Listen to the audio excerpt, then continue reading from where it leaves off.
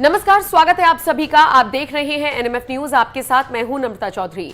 चिराग पासवान जो कभी खुद को मोदी का हनुमान बताया करते थे, उनके लिए हमेशा तत्पर रहने की बात किया करते थे, उनके हाव भाव से पता लगता था कि वो नरेंद्र मोदी और उनकी नीतियों को कितना पसंद करते हैं।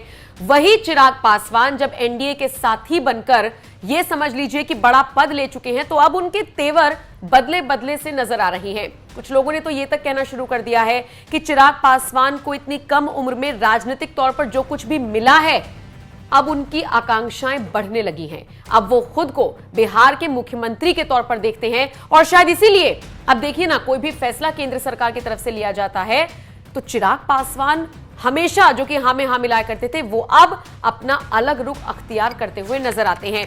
कई मोर्चे पर उनको केंद्र सरकार के फैसले का विरोध करते हुए भी देखा जा चुका है।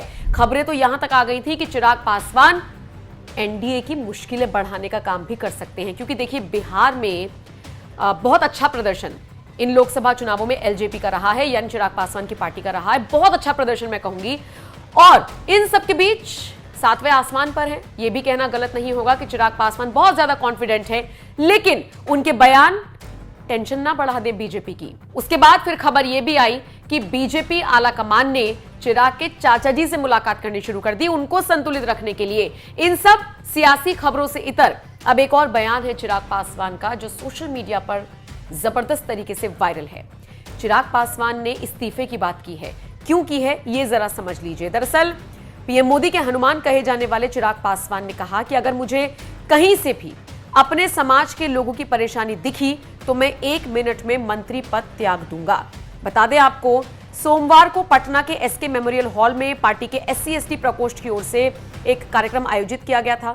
मुख्य अतिथि के तौर पर चिराग पासवान को बुलाया गया था और इसी दौरान उन्होंने कहा, चाहे मैं किसी भी गठबंधन में रहूं, किसी भी मंत्री पद पर रहूं, जिस दिन मुझे लगेगा कि संविधान के साथ और आरक्षण के साथ खिलवाड़ हो रहा है, मैं उसी वक्त मंत्री पद को लात मार दूंगा। जैसे मेरे पिता ने 1 मिनट में मंत्री पद त्याग दिया था, उसी तरह मैं भी 1 मिनट में मंत्री पद त्याग दूंगा। मंच से चिराग पासवान ने घोषणा करते हुए कहा कि 28 नवंबर को गांधी मैदान में पार्टी के स्थापना दिवस के मौके पर बड़ी रैली की जाएगी। आप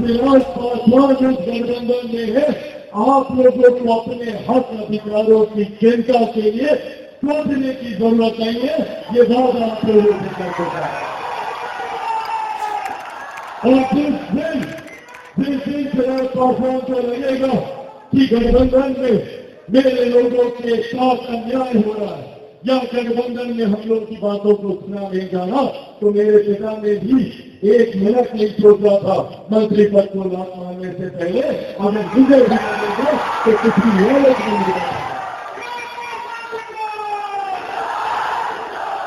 तो चिराग पासवान बिहार में अपने सख्त रुख को अख्तियार तो कर रहे हैं, लेकिन इसी के साथ एनडीए की टेंशन भी बढ़ा रही है। फिलहाल चिराग पासवान के इस बयान को आप किस तरह से देखते हैं, कमेंट सेक्शन में अपनी राय जरूर